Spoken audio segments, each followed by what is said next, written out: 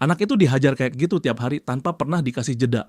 Bahkan pas hujan turun pun, para pembuli tetap jalan terus, dingin nggak ada ampun. Yang kelihatan ini cerita 2 tahun lalu, waktu kota itu masih punya wajah yang beda. Hari itu langit pecah oleh hujan dan petir, di sela suara air yang ngebentur aspal, jeritan ikut nyelip, putus-putus bikin dada sesak.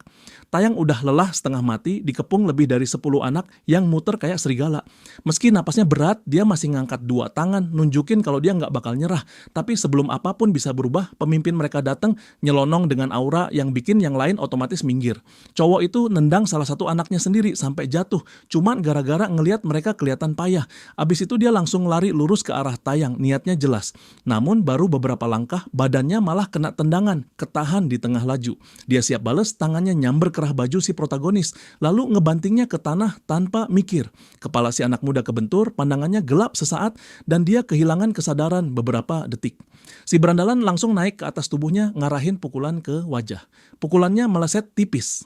Si protagonis memaksa bangun secepat mungkin, nyabet dagu lawannya lalu mundur cepat buat ngatur jarak. Si berandalan ngedumel kasar, nyebut dia seolah sok jago. Dia nyeruduk maju lagi. Si protagonis udah siap dengan tinju, tapi lawannya ngehindar, licin, lalu turun rendah dan nyekel kaki si anak. Dengan dorongan brutal, tubuh si protagonis dilempar menjauh. Dia jatuh lagi ke tanah, balik ke titik awal, persis tempat dia tadi dihajar. Si berandalan langsung melampiaskan amarahnya, mukulin tanpa jeda. Si protagonis cuma bisa nutup serangan pakai lengan dan siku, nahan sekuat tenaga, sampai satu pukulan yang lebih berat tembus juga. Darah muncrat dari mulutnya. Si berandalan makin menggila, nyuruh dia mampus aja. Anak buahnya mulai gelisah, nanya apa polisi udah datang dan siapa yang nelepon.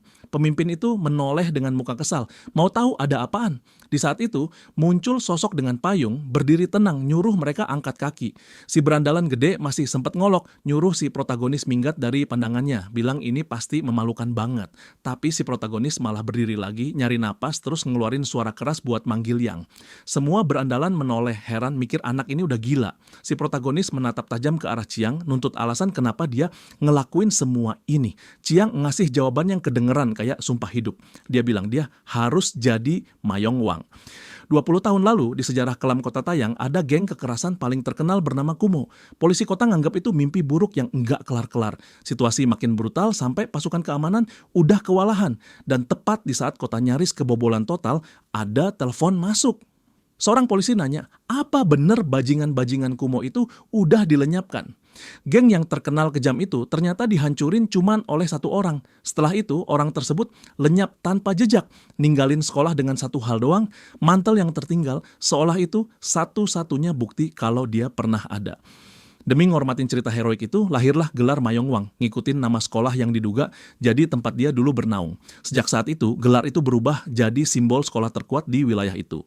Siapapun yang nyandangnya bakal dipuja sekaligus ditakuti para murid. Efeknya nyata, kriminalitas remaja ikut kebentuk oleh simbol itu. Makanya Mayong Wang selalu jadi topik kontroversial antara kebanggaan dan kutukan. Sampai belum lama ini, gelar Mayong Wang ke-16 dipegang Yu Guan Kong dari sekolah Jimong. Tapi tiba-tiba dia ditemukan tumbang di tanah, kalah telak. Orang-orang langsung ribut, bilang Mayong Wang yang baru berasal dari Ilwan sesuatu yang enggak ada yang nyangka. Seorang cowok muda ngomel pelan, nyadar kalau yang baru itu masih sophomore seumuran sama dia.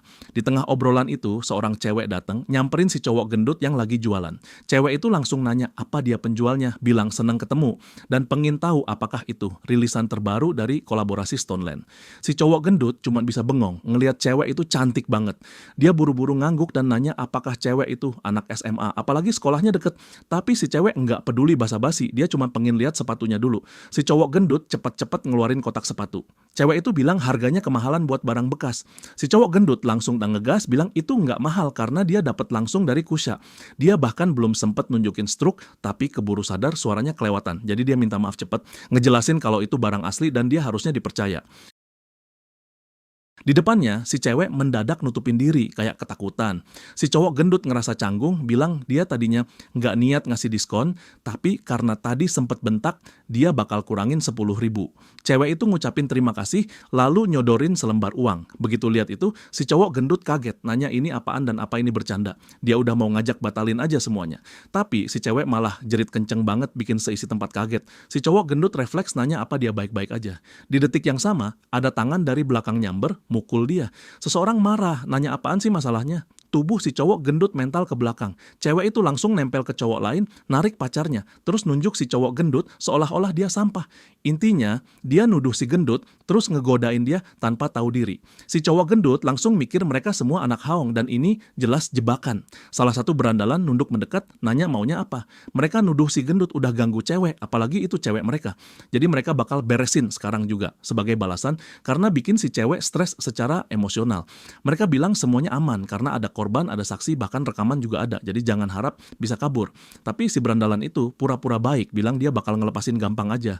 Karena si gendut ini dari sekolah Mayong Wang. Dia bahkan sempat muji sepatunya, bilang itu gila bagus. Orang-orang di Burger Joint cuma bisa melongo, rahang turun semua. Sementara itu si cowok gendut masih di lantai, panas, marahnya ngumpul di dada, tapi tubuhnya belum bisa ngapa-ngapain. Di jalanan kota, si protagonis jalan sambil mikir ini terasa aneh, tapi dia yakin jalannya bener. Tangannya sempat garuk kepala. Kepikiran dia, jangan sampai telat di hari pertamanya masuk sekolah. Dia ngikutin GPS sampai bahunya nyenggol salah satu berandalan. Si berandalan itu langsung nyolot, nanya dia buta apa gimana. Tapi si protagonis cuma menatap datar tanpa reaksi.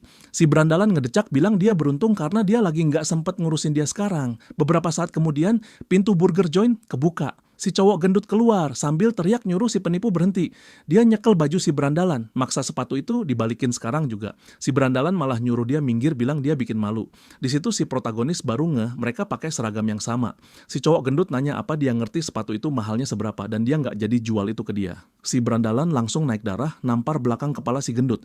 Dia nyuruh Juun jalan duluan karena dia mau ngajarin bajingan ini pelajaran. Si protagonis ngikutin dari jauh, agak bingung sampai mereka masuk ke sebuah gang. Di gang itu si berandalan ngebanting si cowok gendut ke bawah, terus ngeledek, nyuruh dia ngomong lagi kalau memang berani. Dia bilang tadi si gendut bikin seolah mereka penipu dan dia udah nahan diri. Padahal si gendut sempat ganggu ceweknya, tapi dia biarin. Sekarang malah dibalas begini, si cowok gendut ngotot, dia nggak ngapa-ngapain, dia cuma mau sepatunya balik karena dia nggak jadi jual. Si berandalan nyekel rambutnya, ngebenturin kepalanya sambil maki-maki, bilang dia bajingan yang nggak mikir sebelum bertindak. Pukulan dan bantingan berulang dan teman-temannya malah senyum-senyum kayak nonton hiburan. Si berandalan ngancem, bilang mending siap-siap karena si gendut bakal nyesel. Di saat itu, sebuah ransel melayang, nabrak punggung salah satu idiot. Si protagonis nyelonong maju, ngeluarin tendangan terbang, langsung nyikat satu orang. Abis itu dia hantam muka berandalan lain dengan tinju, selesai cuma dalam hitungan detik. Pemimpin berandalan itu kaget, nanya apaan barusan.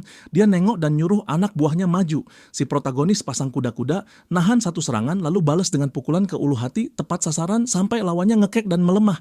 Anak buah lain nyeruduk. Saat temannya jatuh, si protagonis nyodok muka penyerang dengan tinju. Pemimpin berandalan makin kasar, maki-maki lagi, lalu coba mukul si protagonis. Si cowok gendut yang masih limbung cuma bisa mikir, ini orang siapa? Dia pakai seragam mereka, tapi dia nggak inget ada orang sekuat ini. Dari bentuknya, dia nggak kelihatan anak kelas 3. Nggak juga kayak seangkatan si gendut. Jadi kemungkinan besar ini anak baru, freshman. Di depan mereka, si protagonis terus ngelesin pukulan, geraknya bersih. Dia nunduk sekali lagi, lalu ngangkat tubuhnya dengan uppercut yang nabrak dagu si berandalan. Orang itu langsung tepar. Si protagonis lanjut dengan satu pukulan tambahan dan tubuh si berandalan mental, terlempar oleh hantaman. Setelah itu, si protagonis jalan mendekat ke si cowok gendut, ngecek kondisinya. Si gendut nanya dia siapa. Si protagonis ngenalin diri sebagai Shin Woo-jae. Di ruang kelas dia mengulang nama itu, bilang dia seharusnya sekolah di sini, tapi sempat dipindah ke Hyong beberapa waktu, dan sekarang dia balik lagi. Si cowok gendut langsung nyambung, mikir kalau itu berarti dia murid pindahan baru hari ini. Skill berantemnya gila, tapi nama Shin Woo-jae juga punya arti yang bikin kepala si gendut nyut-nyutan seolah ada legenda lama yang kebuka lagi. Shin Woo-jae nunjukin sikap santai, bilang senang ketemu, dan berharap mereka bisa jadi teman. Seorang guru kemudian nyuruh semua murid nyambut murid baru itu, dan bilang Shin Woo-jae bisa duduk di kursi kosong. Si cowok gendut tiba-tiba keinget kejadian pagi tadi. Shin Woo-jae mendekat dan nanya apakah dia yang tadi pagi soal sneakers. Si gendut ngangguk, makin yakin ini benar-benar Shin Woo-jae itu. Shin Woo-jae ngerasa pertemuan ini kayak takdir dan berharap mereka akur. Di tempat lain, seorang berandalan ditendang sampai mental. Anak kelas 3 ngejek mereka habis-habisan karena bisa kalah sama orang dari Mayong Wang. Nam Suk-jo dari sekolah Hong nanya apa mereka yakin orang itu dari sana. Si berandalan yang masih berdarah di lantai ngiyain. Namsuk jadi nanya lagi, emang ada orang sekuat itu di sana? Gyeongjun nolak, bilang nggak mungkin, karena yang terkuat dari Jaehyung ada di sini. Temennya nanya kenapa bajingan itu ikut campur. Gyeongjun ngejelasin dia sempat kena skors gara-gara mereka, tapi tetap aja, harusnya orang itu gila kalau berani ngelakuin hal kayak tadi. Namsuk berdiri, bilang mau gimana pun itu faktanya. Mereka dikalahin sama Mayong Wang, dan itu memalukan. Si berandalan di lantai coba minta maaf, tapi langsung kena tendangan lagi sampai terlempar. Namsuk nanya jam berapa rapat harusnya mulai. Dia bilang mereka harus ngurus Mayong Wang dulu, karena dia penasaran siapa idiot itu sebenarnya. Hari terus jalan di SMA Mayong Wang. Si protagonis mikir dia memang pengin pindah ke sini, tapi bukan cuma buat ketemu yang lagi. Ada hal lain yang mulai nyeret pikirannya, bikin dia bertanya-tanya apa langkah berikutnya. Si cowok gendut nyamperin, manggil teman barunya sambil ngucapin terima kasih buat bantuan pagi tadi. Shin Woo-jae bilang nggak masalah, lalu nerima minuman itu sambil balas terima kasih. Si gendut sebenarnya pengin nanya sesuatu. Akhirnya dia nanya, apakah Shin Woo-jae itu pemimpin pertama Daeun? Begitu kata-kata itu keluar, dia langsung heboh sendiri. Senengnya nggak ketulungan, karena yakin ini beneran orangnya. Dia nggak percaya bisa ketemu legenda SMP kayak gini. Tapi dia juga pernah dengar kalau pemimpin pertama Daeun itu diusir dari sekolah. Shin Woo-jae nanya siapa yang bilang begitu. Hari terus lewat, dan si gendut jelasin kalau itu juga alasan Shin Woo-jae balik ke sini. Shin Woo-jae bilang itu bener. Dia bakal nurunin Daeun sendirian. Si gendut buru-buru nyuruh dia nahan dulu, bilang mungkin Shin Woo-jae emang di luar level mereka, tapi Daeun itu beda kelas, levelnya gila. Begitu lihat Shin Woo-jae mulai marah, si gendut cepat-cepat ganti nada, mulai muji-muji, tapi tetap bilang kalau nekat lawan semua orang sendirian itu bunuh diri. Shin Woo-jae tetap tenang, bilang aman dan nyuruh dia jangan khawatir. Dalam hatinya, dia udah lama pengen nginjek mereka sampai hancur. Dia bahkan udah niat ngirim pesan, tapi dia pengen tahu caranya. Si gendut bilang Shin Woo-jae nggak perlu pusing.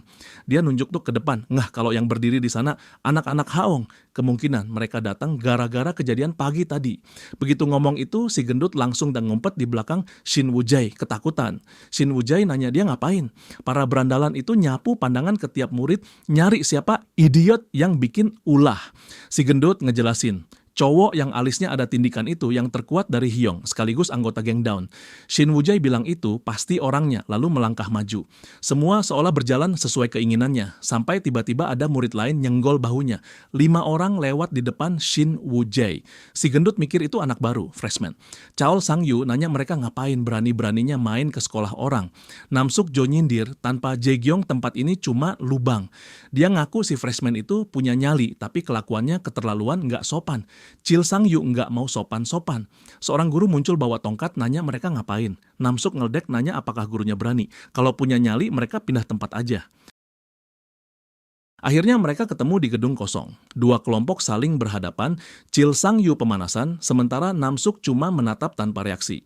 Shin Woo-jae ngeliat dari jauh, ngerasa aneh kenapa dia harus jongkok begini. Dia bisa aja beresin semuanya, tapi si gendut nyuruh diam karena ini sebentar lagi mulai. Chaol Sang-yu nyerbu duluan, tinjunya bertubi-tubi. Namsuk ngindar dengan gampang, kayak udah hafal ritmenya. Si freshman coba hook, tapi lagi-lagi diplesetin. Namsuk mundur beberapa detik, masih santai. Chaol Sang-yu nyuruh dia ngeluarin tangan dari kantong. Namsuk bilang dia cuma pengen bikin pertarungan tetap adil dan menarik.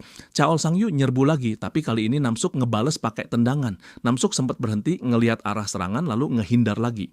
Chaol Sang-yu nyengir pas tendangannya masuk, ngerasa lawannya terlalu sombong buat ngomong soal adil. Namsuk nahan serangan itu dengan susah payah. Si gendut berbisik dia pernah dengar Chaol Sang-yu yang terbaik pas SMP dan skillnya nyata. Shin Woo-jae cuma menonton tanpa ekspresi. Tiba-tiba Namsuk nyekel kaki lawannya, lalu nyapu tumpuan dengan foot sweep, bikin pusat keseimbangannya hancur. Chaol Sang-yu jatuh telentang, punggungnya ngebentur lantai. Namsuk nyengir, lalu nendang dia. Chaol Sang-yu meringis kesakitan di tanah, tapi Namsuk nyuruh dia berdiri, karena mereka bahkan belum mulai. Chaol Sang-yu maksa bangun dan coba nendang Namsuk, tapi Namsuk cuma majuin tangan, nyekel lehernya, lalu menghujani dada Chaol Sang-yu dengan beberapa pukulan cepat. Chaol Sang-yu jatuh berlutut. Namsuk menatap dingin, seolah muak sama kesombongan lawannya. Si gendut gelisah, nanya apa mereka nggak perlu bantu. Tapi pas dia noleh, Shin Woo-jae udah ngangkat guru. Namsuk masih terus nyerang, nendang lagi sambil ngasih peringatan keras supaya Chaol Sang-yu jangan sok. Saat Namsuk mau ngeluarin tendangan berikutnya, Shin Woo-jae muncul dengan kecepatan yang bikin semua orang telat sadar. Dia menepis tendangan itu, menghentikannya begitu saja. Nam Suk Jo sempat terpaku, wajahnya jelas kaget dengan apa yang baru saja terjadi. Si protagonis langsung memutar badan secepat putaran angin, lalu mengangkat kaki tinggi-tinggi dan menghantam wajah berandalan itu dengan tendangan tinggi. Tubuh lawannya terpental, berputar di udara, jatuh dengan napas tercekik, masih kebingungan soal serangan barusan. Salah satu berandalan lain langsung heboh, sadar kalau ini orang yang tadi juga bikin ulah. Shin Woo-jae menajamkan pandangan, fokusnya cuma satu, memastikan apakah si kepala pelontos itu memang bagian dari Don. Lawannya bangkit dengan muka panas, merasa dilecehkan karena Shin Woo-jae nyelonong di tengah pertarungan orang, seolah-olah dia punya hak atas semuanya. Di kepalanya, kalau ini terus dibiarkan, Shin Woo-jae bakal jadi mayat. Shin Woo-jae tetap menekan, memaksa jawaban tanpa memberi ruang.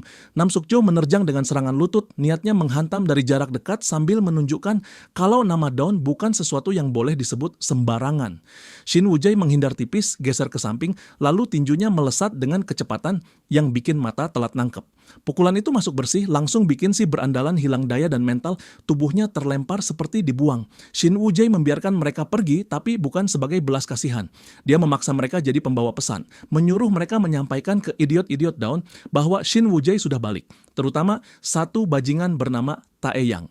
Rumor soal Mayong Wang yang melibas anak-anak Hyung jadi bahan ledakan. Cerita itu membengkak, merambat dari mulut ke mulut, lalu nyebrang sekolah lain dengan cepat. Di SMA Jimong, seorang cowok duduk santai di kursinya, ekspresinya datar seolah kabar itu masih kurang besar. Bawahannya malah semangat, ngasih selamat pada sunbainya karena dianggap melakukan pekerjaan bagus. Si cowok itu kelihatan kesal, seperti ada bara yang belum padam. Di kepalanya, dia seharusnya belajar buat ujian masuk, tapi pikirannya nggak bisa fokus. Mungkin karena masih kepancing marah oleh cara semuanya berjalan. Dia memperkenalkan dirinya sebagai Yuguan Kong. Dari awal, dia cuma pengen tahu siapa Mayong Wang berikutnya. Bukan karena kagum, tapi karena itu bagian dari peta kekuasaan. Temannya terlihat tidak terlalu tertarik pada urusan gelar begituan. Yuguan Kong menilai temannya belum dengar kabar yang sebenarnya. Katanya Hyung dihajar oleh seseorang dari SMA Mayong Wang. Dan itu bukan kabar yang bisa diabaikan. Apalagi Nam Suk Jo dari down sampai tumbang, berarti geng itu nggak mungkin cuman duduk manis. Dawn akhir-akhir ini terlalu sunyi dan justru itu yang bikin berbahaya. Mereka harus fokus pada apapun yang terjadi di wilayah mereka kalau mau tetap aman. Temannya mengangguk, menyimpan itu di kepala.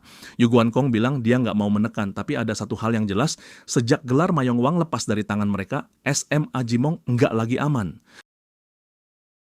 Temannya mempertanyakan apakah gelar itu sepenting itu. Yuguan Kong menjelaskan ada aturan tak tertulis siapapun nggak boleh nyentuh sekolah Mayong Wang. Bahkan aliansi segede daun pun tetap harus nurut. Bagi dunia SMA, ini semacam kejuaraan paling menarik. Simbol yang membentuk rasa hormat dan rasa takut sekaligus. Dia merasa cukup cuma dengan melihat dia bisa menilai orang yang mengalahkannya. Lalu jadi Mayong Wang baru itu bukan orang sembarangan. Tapi dia juga yakin dia bisa bikin lawannya kerja keras kalau harus beradu. Temannya masih penasaran siapa orang itu dan gimana mungkin seseorang bisa menaklukkan Sunbae selevel Yuguan Kong. Yuguan Kong menilai temannya kebanyakan merendah. Lalu Jong Jin Nam berdiri mengingatkan pertemuan anak kelas 2 sebentar lagi mulai dan dia harus pergi. Sebelum Jong Jin Nam melangkah lebih jauh, Yuguan Kong menekankan satu hal. Masa depan sekolah ada di tangannya. Jong Jin Nam pergi sambil menggumamkan satu nama yang terasa seperti takdir yang belum selesai. Mayong Wang. Di atap SMA Teknik Jinong, situasinya beda lagi. 3 siswa berhadapan dengan 1 orang. Salah satu dari mereka nekat menyerbu si cowok bertubuh raksasa, tapi kerah bajunya langsung dicengkeram. Sekejap kemudian tubuhnya dilempar ke arah temannya sendiri dan dua-duanya jatuh menghantam lantai keras. Satu siswa lain mulai gemetar, ngeri melihat betapa mengerikannya sosok itu. Dia coba mundur tapi tetap memaksakan pukulan sebagai upaya terakhir. Pukulannya ditangkap, lalu pergelangannya diputar sampai tulangnya terasa mau copot. Si berandalan itu meringis, badannya meliuk kesakitan. Beberapa siswa membuka pintu, tadinya mau manggil Hakyong buat bantu, tapi mereka malah kaget karena pertarungan sudah selesai. Salah satu berandalan nyeletuk kalau dia udah tahu Hakyong pasti bisa. Orang-orang mulai mendorong satu narasi lagi, Hakyong harus jadi Mayong Wang dan bikin Jinong jadi sekolah terkuat. Hakyong menolak tapi tetap berterima kasih, lalu mengingatkan mereka buat pergi sebelum telat ke janji baru mereka. Salah satu berandalan keburu murka. Dia nyambar tongkat pemukul, niatnya sederhana, kalau Hakyong enggak mau ikut, berarti nyawanya aja yang diambil. Namun tongkat itu dihentikan oleh tendangan yang datang dari arah tak terduga. Si berandalan mental terlempar dan Hakyong memperlihatkan kekesalannya, menolak terus diganggu soal gelar itu.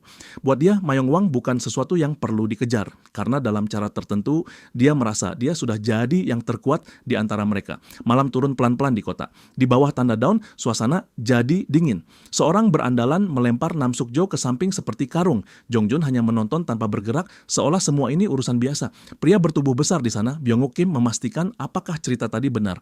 Anak itu mengiyakan, karena Shin Woo-jae memang menyebut namanya jelas. Byung-wook Kim mengernyit, merasa sudah lama tidak mendengar nama itu.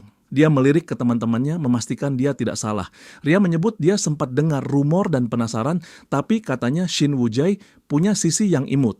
Jo Nyan-hong langsung memperingatkan Ria, jangan sampai Seanti menangkap bahasa omongan itu. Dia juga menyinggung apakah Hyun-jun tidak sependapat. Byung-wook Kim menahan kesal, lalu memastikan lagi apakah itu saja yang si idiot tadi sampaikan. Byung-jun mengangguk, tapi balasannya justru sebuah pukulan yang mendarat di wajahnya sampai dia terpental dan jatuh. Byung-jun merasa direndahkan, tapi sebelum bisa bereaksi, pintu terbuka.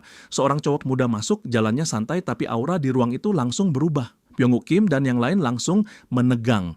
Keringat dingin keluar, bukan karena panas, tapi karena insting. Ria juga begitu, sama seperti teman-temannya yang lain. Sosok itu adalah Seanti Yang dari sekolah Ilwan, Mayong Wang yang baru. Seanti Yang menyesap kopinya, terlihat tidak terburu-buru. Byung-jun mengonfirmasi kalau Seanti benar-benar pindah, dan kabarnya dia bikin pintu masuk yang heboh. Seanti Yang menjelaskan alasan pertemuan ini. Sekarang dia sudah jadi Mayong Wang, dia tidak bisa lagi mengurus Dawn. Mulai hari ini dia mundur dari posisi pemimpin. Ruangan itu seperti kehabisan udara. Semua orang terpaku, sulit percaya keputusan segila itu. Ria tidak terima. Buat dia, Seanti tidak bisa pergi begitu saja. Byung-wook Kim sepaham, justru sekarang Seanti jadi Mayong Wang, dia seharusnya memimpin Dawn lebih kuat dari sebelumnya. Di kepala Byung-wook Kim ini kesempatan sempurna buat menghasilkan uang, dan Seanti seperti melemparnya ke tong sampah. Ria menoleh ke John, berharap dia ngomong sesuatu.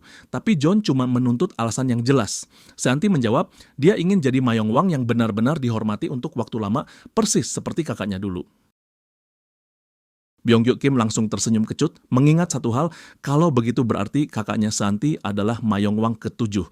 Jo Nyan-hong berdehem beberapa kali, mencoba menarik perhatian semua orang, menjaga suasana biar tidak meledak. Seanti menegaskan lagi, itu alasannya. Kalau mau jadi Mayong Wang yang lebih baik, dia butuh naik level. Dan karena dia sudah mundur, Byung-wook Kim jadi pemimpin Dawn yang baru. Reaksi langsung datang dari segala arah. Ada yang menilai keputusan itu terlalu gegabah, ada yang mempertanyakan kenapa harus Byung-wook Kim.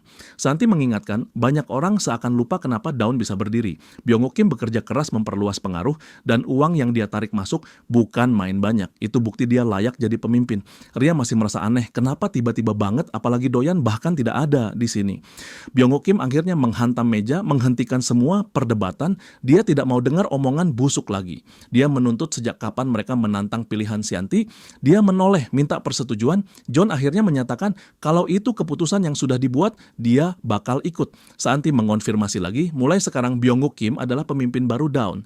Byung-wook Kim mengangguk menerima jalur itu dan bilang dia akan mengikuti jejak Seanti. Tapi setelah itu dia kembali ke topik yang bikin dia tertarik soal Shin Woo-jae tadi. Dia merasa anak itu tahu tempatnya dan itu yang membuatnya tidak biasa. Seanti menilai kalau begitu daripada mereka turun tangan sendiri, lebih baik membiarkan Hayak-jun yang mengurusnya.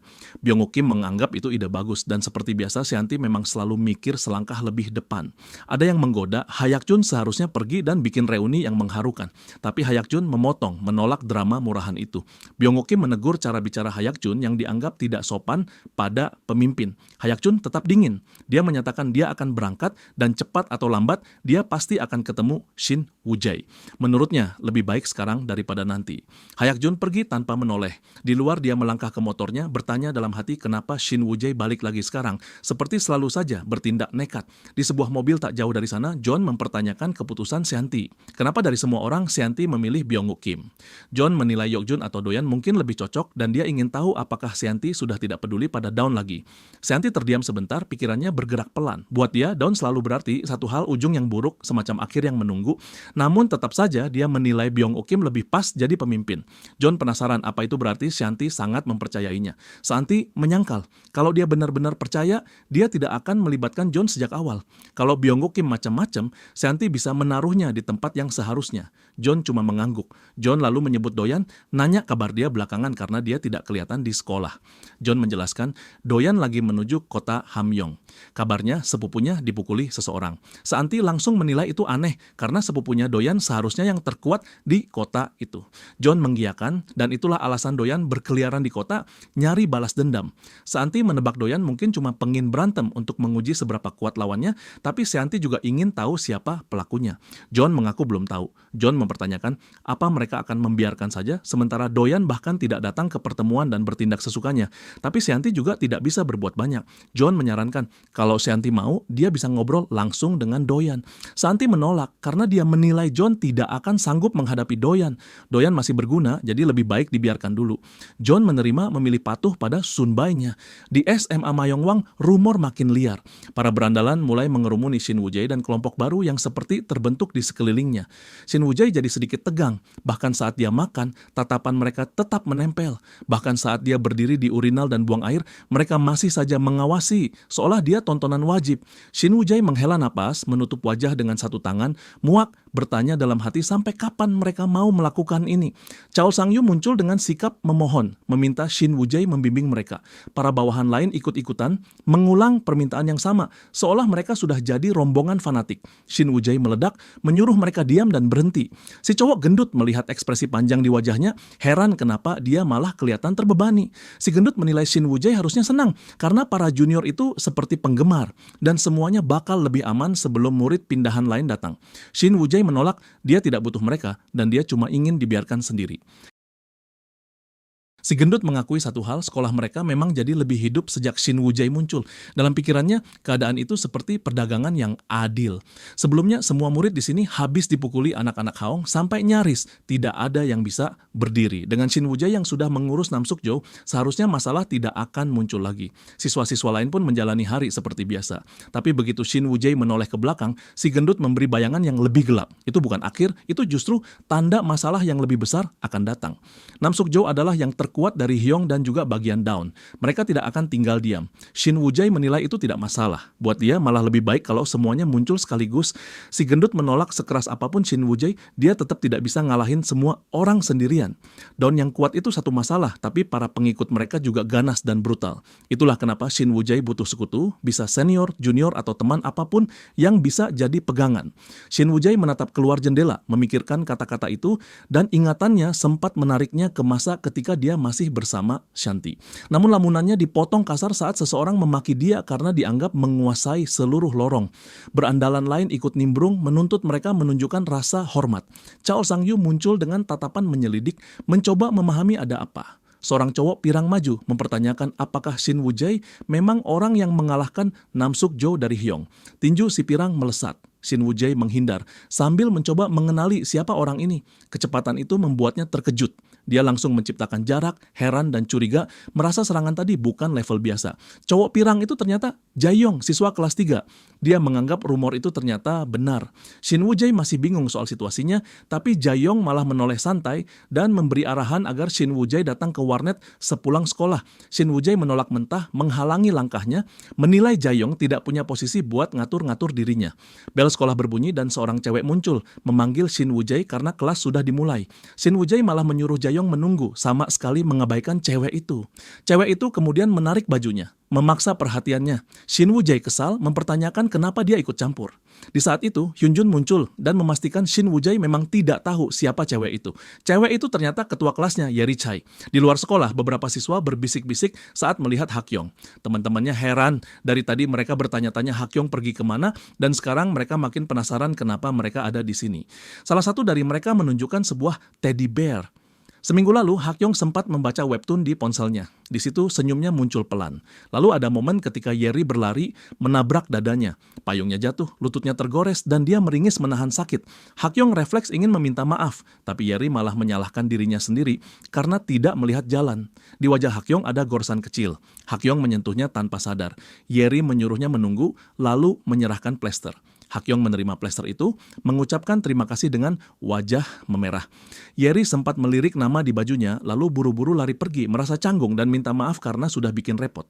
Hakyong berjalan di belakang teman-temannya, pipinya masih hangat, matanya mengikuti punggung Yeri. Namun di tanah dia melihat teddy bear tergeletak. Hakyong memanggil Yeri agar menunggu, lalu mengambil boneka itu dan memegangnya di kedua tangan.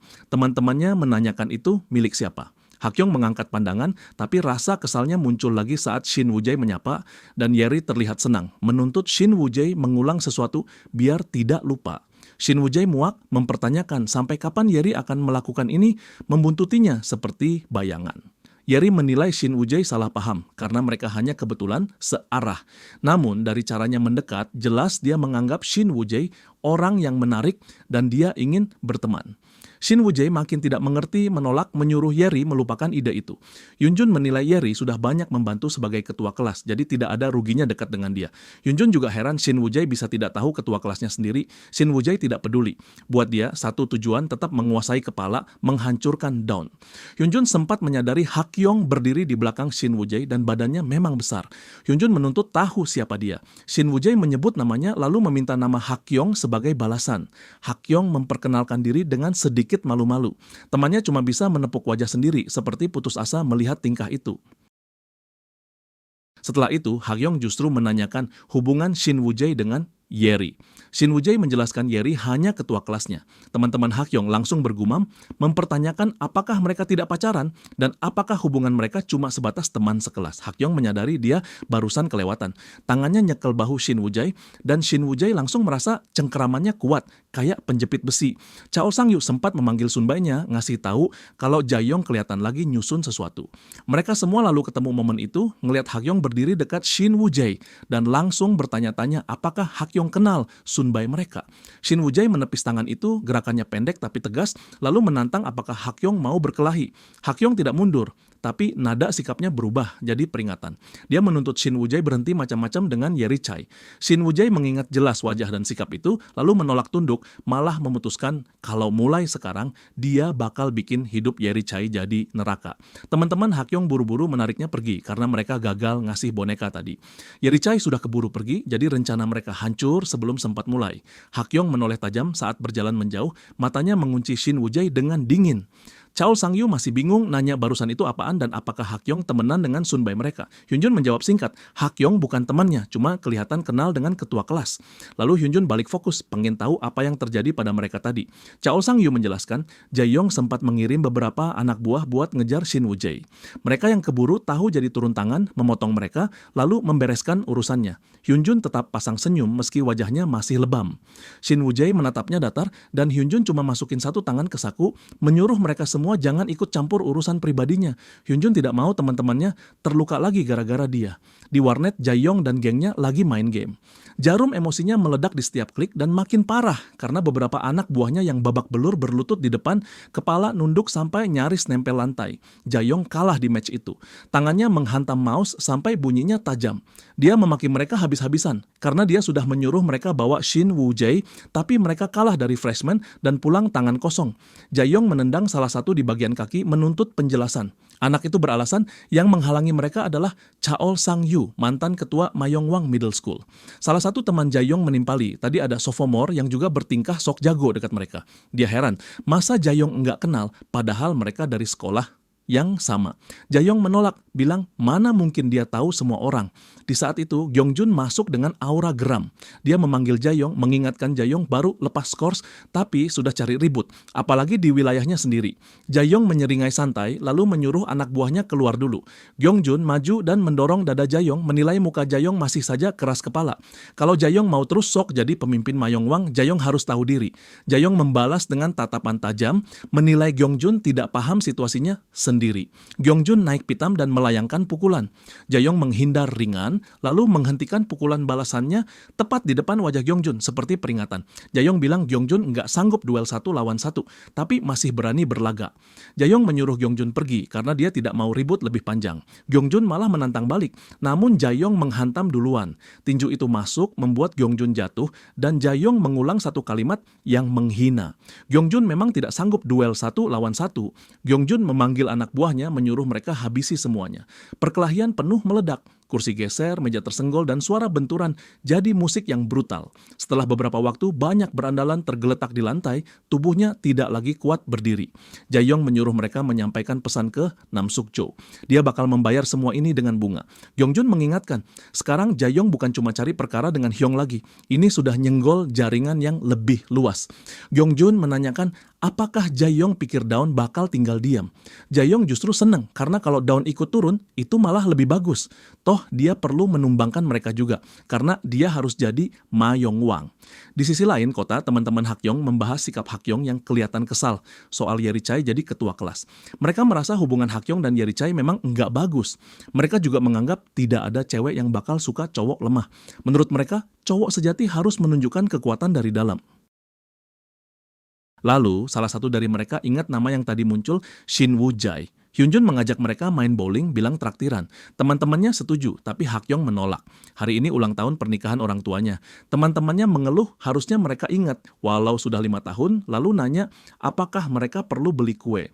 Di saat itu, salah satu dari mereka melihat Byung-guk Kim dan gengnya lagi mengusik seorang murid. Dia menoleh lebih teliti dan mengenali wajah itu sebagai teman sekolahnya. Dia memanggil namanya dan melepas ransel, lalu maju tanpa ragu. Dia menghantam beberapa berandalan sekaligus, menuntut mereka berhenti dan mempertanyakan mereka ngapain. Byung-guk Kim menoleh, bingung kenapa ada orang baru ikut campur. Murid itu melayangkan tinju, tapi Byung-guk Kim menghindar mudah.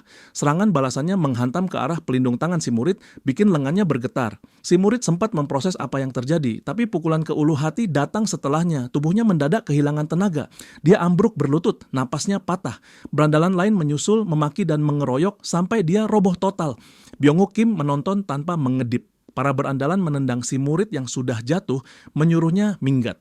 Hyunjun muncul dari arah lain, memanggil temannya dengan panik. Dia langsung menendang salah satu berandalan. Kakinya menjejak kuat ke tanah, lalu dia mencengkeram jaket lawan dan melemparnya ke sisi lain. Hyunjun memanggil nama Kim keras-keras. Namun tepat saat itu, Byung-guk Kim melesat maju dan mencengkeram Hyunjun. Hyunjun merasa napasnya seperti berhenti. Byung-guk Kim mencekik sambil tertawa dingin, merasa tidak seru kalau Hyunjun tumbang terlalu cepat. Pukulan berulang mendarat tanpa belas kasihan. Teman Hakyong membeku, kaget melihat betapa timpangnya situasi. Byung-guk Kim menganggap brengsek-brengsek dari Jimong selalu bikin masalah. Byung-guk Kim mendadak sadar ada seseorang di belakangnya. Dia memutar badan dan melayangkan pukulan. Hakyong menangkap tinju itu dengan mudah. Kejutan melintas di wajah Byung-guk Kim, karena tangan Hakyong seperti tembok. Byung-guk Kim melepaskan cengkeraman dan membalas dengan pukulan, tapi Hakyong juga kena hantaman.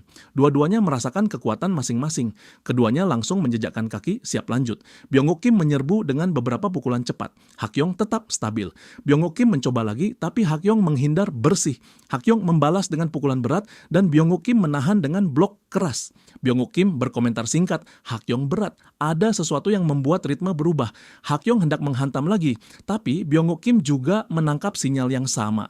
Byung-guk Kim menjejak kuat lalu menerjang untuk melakukan tackle. Hakyong terjepit ke dinding. Suara napasnya keluar sebagai erangan menahan sakit. Byung-guk Kim merasa ini sudah selesai, lalu menghantam dada Hakyong berkali-kali. Senyumnya muncul, tapi bayangan gelap menutupi wajahnya sesaat. Hakyong menahan dan membalik momentum. Dia menolak hasil itu, lalu membalas dengan pukulan yang membuat Byung-guk Kim ikut terpental. Byung-guk Kim membalas ke wajah Hakyong. Hakyong membalas lagi dengan hook. Mereka saling tukar pukulan lama, keras dan seimbang tanpa ada yang bisa benar-benar unggul. Para berandalan menonton dengan mulut terbuka. Hakyong maju lagi dan teman-temannya terpaku. Kim di sana bertanya-tanya, ini beneran perkelahian anak SMA. Dia juga bertanya, siapa monster yang bisa bertarung selevel Hakyong. Byung-guk Kim mengayun lagi dan tinjunya menghantam belakang leher Hakyong. Hakyong tidak jatuh. Hakyong membalas hook membuat Byung-guk Kim terpental ke belakang. Byung-guk Kim menahan tubuhnya pada dinding, menjejakkan kaki lagi, dan para berandalan memanggil namanya. Kim menilai Byung-guk Kim tidak mungkin mencari masalah dengan Dawn tanpa alasan. Byung-guk Kim maju lagi, merasa sudah lama dan dia harus serius. Dia kembali melakukan tackle. Hakyong membaca gerak itu dan tidak percaya Byung-guk Kim mau mengulang pola yang sama. Hakyong menantang, menyuruh Byung-guk Kim maju saja. Namun kali ini Byung-guk Kim tidak mengincar pinggang. Dia menangkap paha Hakyong, yakin itu titik akhir pertarungan. Tapi Hakyong menjejak kuat, lalu dengan seluruh tenaga dia mengangkat Byung-guk Kim dan membantingnya ke tanah dengan suplex. Teman-teman Byung-guk Kim berteriak memanggil namanya. Teman-teman Hakyong juga memanggil Hakyong. Byung-Woo Kim bangkit sambil menahan sakit, masih bilang ini jauh dari selesai. Namun Hakyong sudah berdiri, memanggul ransel, seolah pertarungan barusan cuma gangguan singkat. Byung-Woo Kim marah, menuntut Hakyong mau kemana. Hakyong menilai cukup untuk hari ini. Byung-Woo Kim menyuruh dia balik dan lanjut berkelahi. Hakyong menjelaskan alasannya, hari ini ulang tahun pernikahan orang tuanya. Semua orang kaget mendengarnya. Teman-teman Hakyong sadar dalam situasi seperti ini mereka harus berhenti sebelum terlambat. Kim menoleh ke teman-temannya, nanya mereka ngapain. Kalau mereka tidak ikut, dua orang lain tetap mengikuti Hakyong tanpa ragu. Salah satu berandalan mencoba memprovokasi, menyuruh mereka jangan pergi. Dia menanyakan Byung-Woo Kim apa dia benar-benar bakal membiarkan ini. Dia mendesak Byung-Woo Kim cepat menyelesaikan. Tapi Byung-Woo Kim justru mencengkeram leher si pengganggu itu. Byung-Woo Kim mempertanyakan siapa dia sampai berani ikut campur. Si berandalan gemetar ketakutan dan Byung-Woo Kim menyuruhnya berhenti. Meski kelihatan garang, Hakyong terasa cukup damai. Dan itu aneh. Byung-Woo Kim merasa sudah lama dia tidak seseru ini.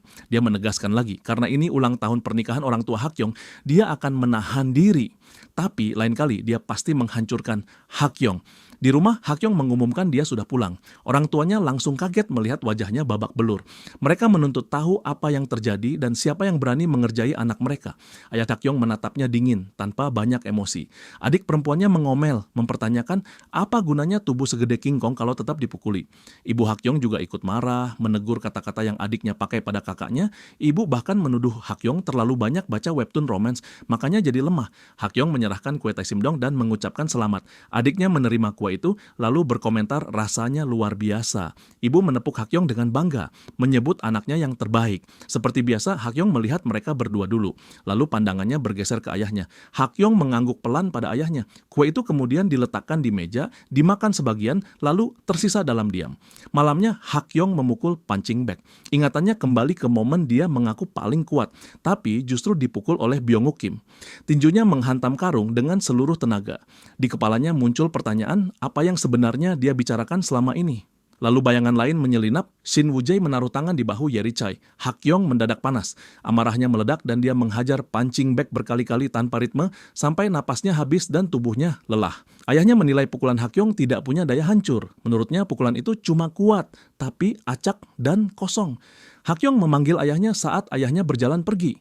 Ayahnya menilai, dengan kondisi wajah Hakyong, lawannya pasti orang yang berat. Hakyong menyangkal, merasa kalau bukan karena hari spesial itu, dia pasti sudah menyelesaikan. Lalu Hakyong menanyakan sesuatu yang mengganjal, apakah gelar Mayongwang memang seimpresif itu? Ayahnya seharusnya tahu karena dia dulu Mayongwang kedua. Ayahnya memperkenalkan dirinya sebagai Yun Pil-yong. Dia mengaku tidak yakin maksud Hakyong sepenuhnya, tapi ada satu hal yang bisa dia pastikan.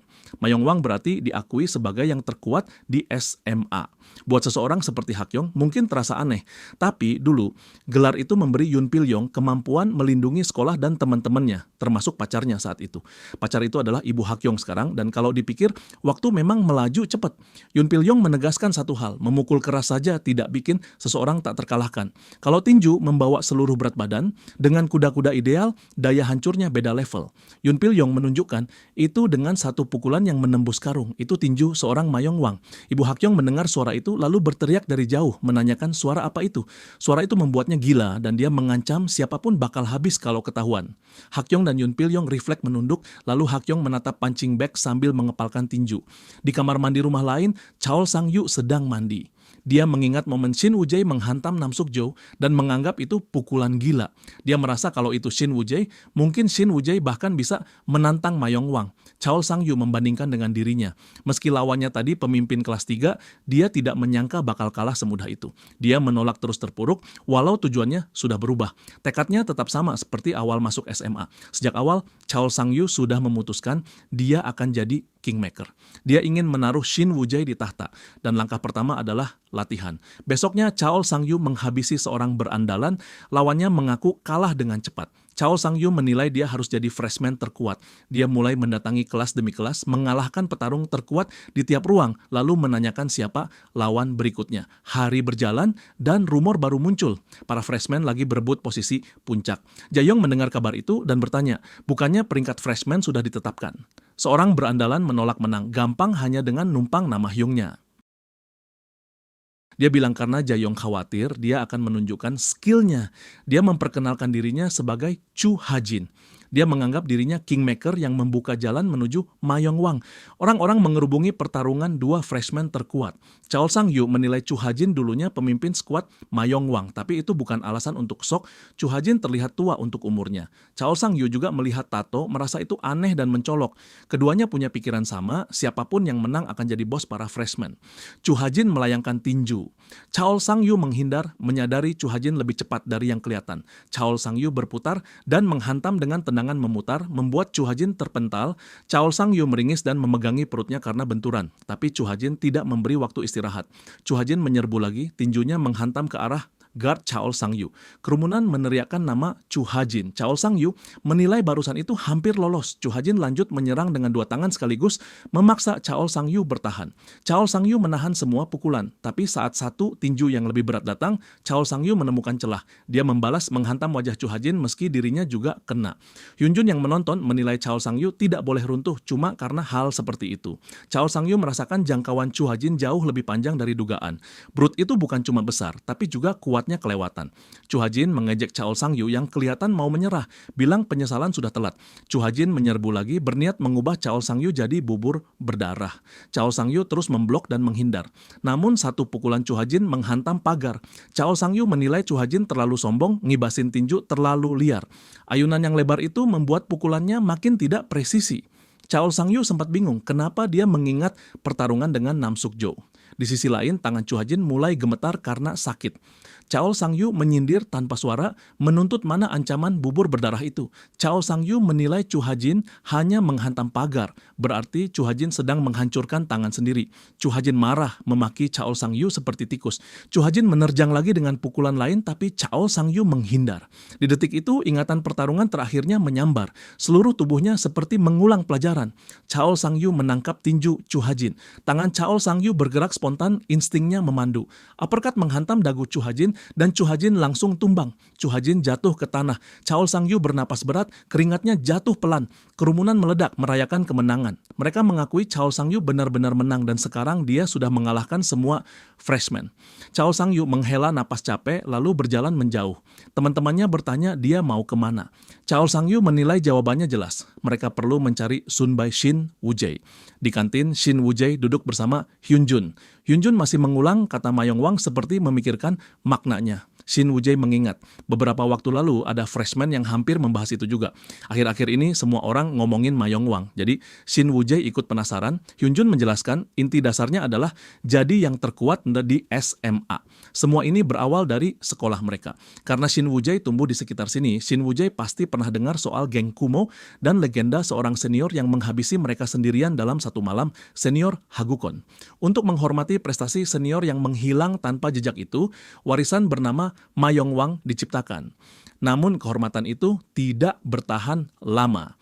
Warisan Ma Yonghwang dikotori dan berubah jadi ajang adu jago, sampai akhirnya hanya jadi soal siapa yang dikenal paling kuat di antara sekolah-sekolah. Shin Woo-jae menilai kalau begitu itu cuma sebatas itu saja. Hyun-jun memperingatkan makna terpenting Ma Yonghwang bukan sekadar jago berkelahi. Itu simbol kekuasaan yang mengendalikan para murid di wilayah ini. Ma Yonghwang punya peran mengatur hierarki sekolah dan jadi penengah konflik. Semua itu sebenarnya bergantung pada siapa yang jadi Ma Yonghwang di tiap sekolah. Karena itulah sekolah pemegang gelar selalu kena imbas langsung, dari atmosfer sampai aturan tak tertulis. Ada satu pakem yang tidak pernah tertulis tapi semua orang paham, sekolah Ma Yonghwang tidak boleh disentuh. Alasannya bukan cuma karena takut. Banyak Ma Yonghwang yang lulus lalu masuk dunia yang jauh lebih besar, ada yang merapat ke politik, ada yang jadi sekutu pemerintahan, dan ada juga yang punya jaringan kuat di balik layar. Banyak orang merasa berutang budi karena dukungan yang pernah mereka beri. Pada akhirnya, Ma Yonghwang bukan sekadar gelar anak sekolah, tapi jalan masuk ke panggung yang lebih luas dari sekadar komunitas murid. Namun sisi gelapnya juga ada. Ada beberapa Ma Yonghwang yang benar-benar busuk sampai nekat bikin kelompok kriminal sendiri atau gabung geng jalanan. Shin Woo-jae menanyakan siapa Ma Yonghwang yang baru. Hyun-jun menjelaskan gelar itu baru saja direbut seseorang bahkan meski orangnya tergolong baru. Hyun-jun menambahkan kemungkinan besar Shin Woo-jae mengenalnya. Kalimat itu langsung menyentil sesuatu di kepala Shin Woo-jae. Ingatannya melayang ke masa ketika dia pernah dikhianati teman sendiri, teman yang terobsesi ingin jadi Ma Yonghwang. Shin Woo-jae menolak percaya, merasa tidak mungkin. Hyun-jun menyebut nama Sian Tiyang, murid dari Ilwan High. Shin Woo-jae bertanya-tanya kenapa orang itu tetap melangkah sampai sejauh itu. Hyunjun lalu menyodorkan ponsel. Begitu layar menyala, emosi Shin Woo-jae naik mendadak. Itu rekaman video pertarungan Sean Tae-yang melawan seorang cowok lain. Di tengah kerumunan, ada seorang cewek yang merekam tanpa ragu. Anggota Dawn mengelilingi arena dadakan itu, menikmati tontonan, sementara orang-orang lain mengitari pemegang gelar lama yang berdiri tak jauh dari situ. Yu Guankong ikut mendekat ke titik pertarungan. Dia mempertanyakan apakah Sean Tae-yang, yang disebut masih sophomore, benar-benar datang untuk menantangnya. Menurutnya, kalau memang begitu, Sean Tae-yang harus punya kualitas yang pantas. Sean Tae-yang menegaskan, kalau tidak pantas, pertarungan hari itu tidak akan terjadi. Yu Guankong menyinggung posisi Sean Tae yang sebagai anak kedua keluarga Ilwan, seolah itu yang membuat semuanya lebih mudah.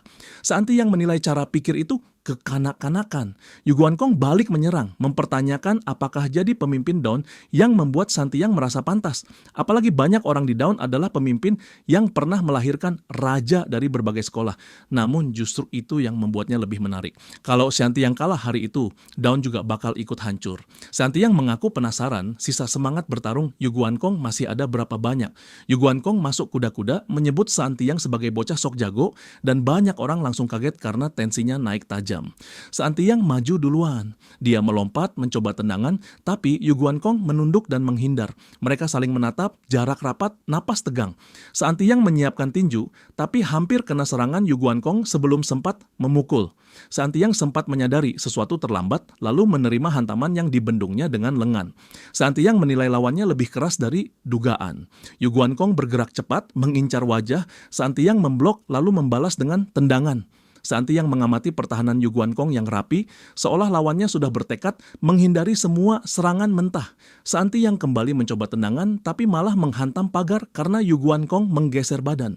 Yu Guankong mengubah arah kakinya, menjadikannya tumpuan untuk meluncurkan pukulan, memberi tekanan seolah itu akhir.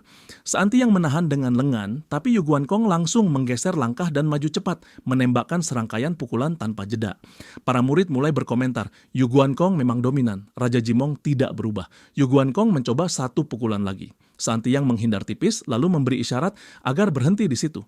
Pukulan Sean Tae yang mendarat ke dagu Yu Guankong membuat tubuh Yu Guankong limbung. Namun Yu Guankong masih memaksa.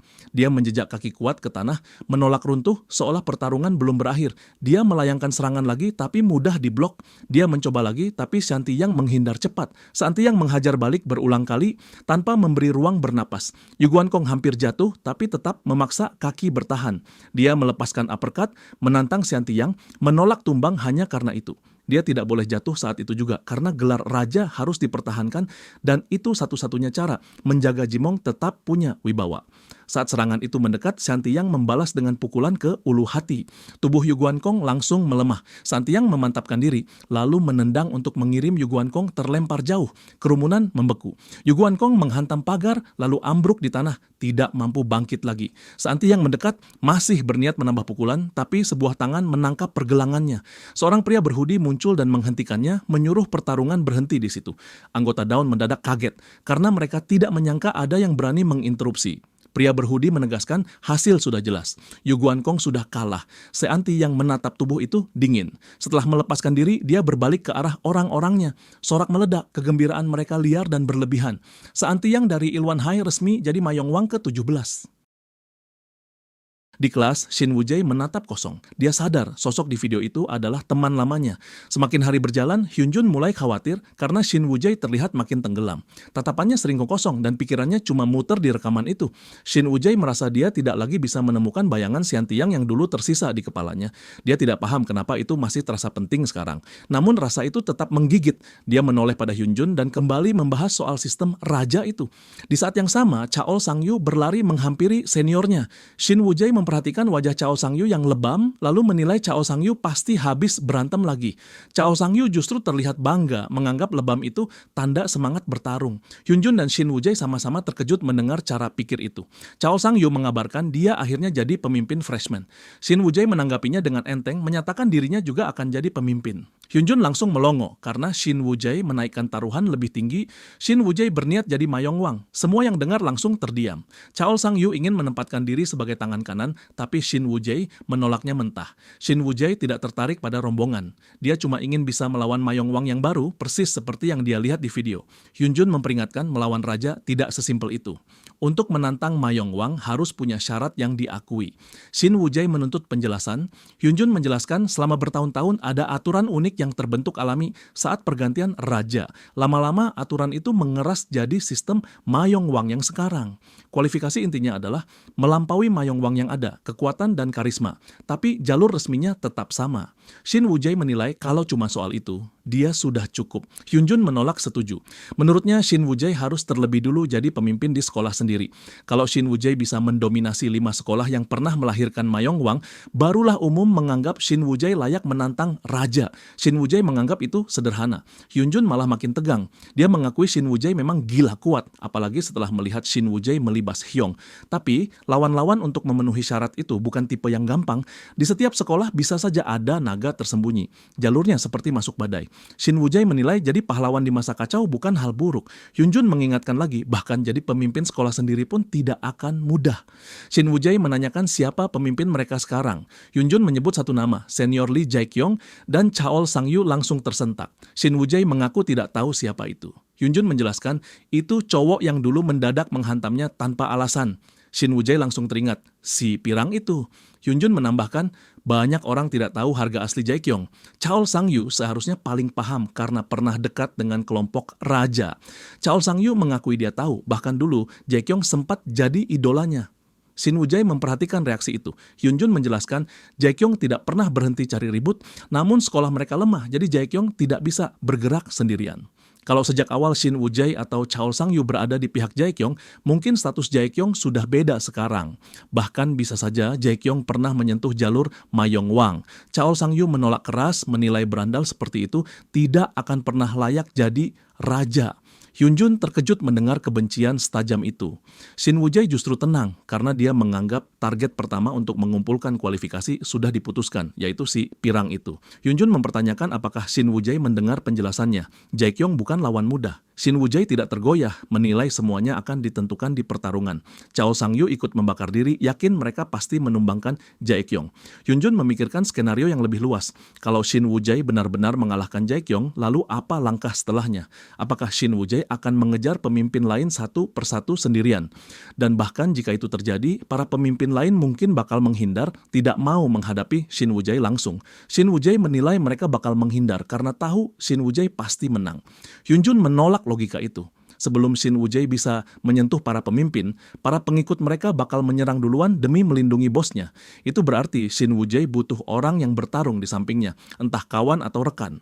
Chaol Sang-yu langsung menyodorkan diri, menganggap dia orang yang tepat buat berdiri di sisi seniornya.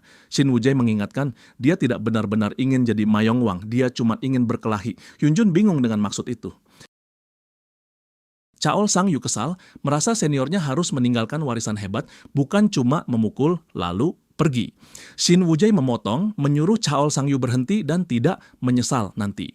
Setelah semua obrolan itu, teman Chaol Sang-yu memanggilnya dan menanyakan apakah Chaol Sang-yu khawatir soal seniornya. Shin Woo-jae memilih memalingkan wajah, terlihat terganggu. Chaol Sang-yu malah senang, menganggap itu bukti Shin Woo-jae peduli. Di dalam hati Shin Woo-jae menegaskan ini pertarungannya sendiri. Dia tidak butuh bantuan siapapun, tidak peduli mereka siapa atau sekuat apa. Dia akan menjatuhkan semuanya dan Santiyang tinggal menunggu karena Shin Woo-jae berniat memburu teman lamanya sendiri. Di tempat lain, Chu Ha-jin menunduk saat seorang berandal menendangnya karena kalah pingsan oleh orang yang dianggap lemah. Berandal itu menyuruh Chu Ha-jin minggat saja. Chu Ha-jin hanya bisa menunduk dan meminta maaf. Jae-kyung muncul dan menghentikan itu, menyuruh mereka cukup. Jae-kyung menilai sejak awal dia memang tidak pernah mengira orang itu bisa mengalahkan Chaol Sang-yu. Ada yang menanyakan soal anak kelas 2, tapi Jae-kyung menegaskan dia akan bergerak sendiri. Menurutnya kalau dia bisa menaruh dua orang itu di bawah kendalinya, jalan menuju Ma Yong-hwang bakal terasa lebih dekat. Besoknya Shin Woo-jae menguap panjang. Hyunjun menyebut para pemimpin sekolah lain sudah mulai bergerak serius. Chaol Sang-yu datang menyapa mereka seperti biasa, memberi salam pagi sambil berjalan mendekat. Namun Shin Woo-jae justru melenggang melewati Chaol Sang-yu tanpa respons. Hyunjun terlihat kaget. Chaol Sang-yu langsung murung. Di toko sekolah, Shin Woo-jae dan Hyunjun kesal karena makanan favorit mereka sudah habis. Shin Woo-jae mengumpat, merasa harinya brengsek. Hyunjun setuju. Namun Chaol Sang-yu muncul membawa 2 potong pizza, menganggap itu yang paling laris di sekolah dan dia sengaja menyisihkan buat seniornya. Shin Woo-jae menolak, merasa itu bukan seleranya. Hyunjun justru berterima kasih dan menerima. Chaol Sang-yu protes, merasa tidak boleh dibiarkan begitu saja. Shin Woo-jae menuntut maksudnya. Chaol Sang-yu ingin tahu apa yang Shin Woo-jae suka supaya besok dia bisa siapin. Shin Woo-jae menatap aneh, mempertanyakan apakah dirinya ini berandalan yang harus dilayani seperti itu. Hyunjun bercanda, mungkin besok dia saja yang dilayani. Chaol Sang-yu menahan diri. Dia merasa meski didorong menjauh, dia tidak akan menyerah. Tapi beberapa jam kemudian, Chaol Sang-yu mulai bertanya dalam hati apakah lebih baik dia memang menyerah saja. Teman-temannya menanyakan dia menyerah soal apa. Chaol Sang-yu menjawab soal seniornya, Shin Woo-jae, yang seolah tidak suka padanya. Salah satu temannya mengejek, bilang Chaol Sang-yu bertingkah seperti habis ditolak cewek. Teman lain menilai Shin Woo-jae mungkin cuma tipe yang tidak mudah terbuka. Mereka mengingatkan Chaol Sang-yu, setidaknya dia masih punya mereka, jadi jangan murung. Chaol Sang-yu akhirnya tersenyum, minum sodanya, lalu berterima kasih. Namun sebuah kaleng mendadak menghantam kepalanya. Jae-kyung berdiri di sana menuntut Chaol Sang-yu sebagai bos freshman datang memberi hormat. Teman-teman Chaol Sang-yu yang berandalan langsung berdiri. Jae-kyung menilai Chaol Sang-yu sudah makin licin. Chaol Sang-yu menolak berlutut hanya karena gelar bos freshman. Jae-kyung justru menilai Chaol Sang-yu terlihat siap jadi yang terkuat. Chaol Sang-yu membalas, kenapa tidak? Jae-kyung menantang, apakah Chaol Sang-yu mau menjatuhkannya sekarang juga? Chaol Sang-yu teringat masa lalu. Dia tidak pernah punya peluang melawan Jae-kyung, tapi melihat sikap Jae-kyung yang sekarang, mirip gaya brutal anak Hyung, Chaol Sang-yu merasa ada celah. Chu Ha-jin mencoba menerjang sambil memaki, tapi Chaol Sang-yu menahannya karena ini duel antar pemimpin. Hyunjun sempat mau menyerahkan semuanya pada Chaol Sang-yu, tapi Jae-kyung mengangkat tangan seolah ingin menguji. Jae-kyung melesat cepat mengincar dagu. Chaol Sang-yu bereaksi melayangkan pukulan, namun Jae-kyung menghindar. Orang-orang mulai berkumpul, beberapa bahkan memanggil guru. Jae-kyung memerintah Chaol Sang-yu naik ke rooftop setelah kelas. Dia berniat mengajari Chaol Sang-yu sopan santun. Chaol Sang-yu kesal dan ingin menyelesaikan sekarang, tapi Jae-kyung menolak. Jae-kyung mengangkat kakinya sampai dekat wajah Chaol Sang-yu, menghentikan langkah Chaol Sang-yu tanpa benar-benar menendang. Jae-kyung menilai itu mengingatkannya, kalau Chaol Sang-yu datang sendirian, Chaol Sang-yu sebaiknya membawa Shin Woo-jae juga, supaya dia bisa menghabisi 2 target sekaligus. Chaol Sang-yu merasa Jae-kyung bakal benar-benar memburu Shin Woo-jae. Chaol Sang-yu menegaskan pada dirinya, dia harus mengalahkan Jae-kyung apapun yang terjadi. Itu satu-satunya cara buat memaafkan dirinya sendiri, setelah dulu mengagumi dan mengikuti Jae-kyung seperti orang bodoh. Di perjalanan menuju ruang aula, Shin Woo-jae menanyakan kenapa Hyunjun terus melirik ke satu arah. Hyunjun mengaku dia sudah tidak melihat Chaol Sang-yu keluyuran seperti biasa. Biasanya Chaol Sang-yu selalu menyapa mereka. Shin Woo-jae merasa hanya membayangkan itu saja sudah bikin kesal, dan dia justru menikmati suasana karena tidak perlu diganggu. Hyunjun menatap Shin Woo-jae tanpa bicara. Shin Woo-jae menilai itu menyeramkan, lalu menuntut Hyunjun berhenti menatap begitu. Hyunjun memilih menekan Shin Woo-jae, menanyakan kenapa Shin Woo-jae mendorong semua orang menjauh, bukan cuma Chaol Sang-yu. Hyunjun mengaku belum pernah melihat Shin Woo-jae ngobrol akrab dengan siapapun. Yeri Chai dan beberapa murid lain ingin berteman dengan Shin Woo-jae, tapi Shin Woo-jae selalu bersikap tajam. Shin Woo-jae menilai Hyunjun terlalu khawatir soal dia yang antisosial. Shin Woo-jae bilang dia punya urusan sendiri. Yang penting cuma mengalahkan Ma Yong-hwang atau lebih tepatnya mengalahkan Shan Ti-yang. Hyunjun bertanya apa hubungannya itu dengan berteman.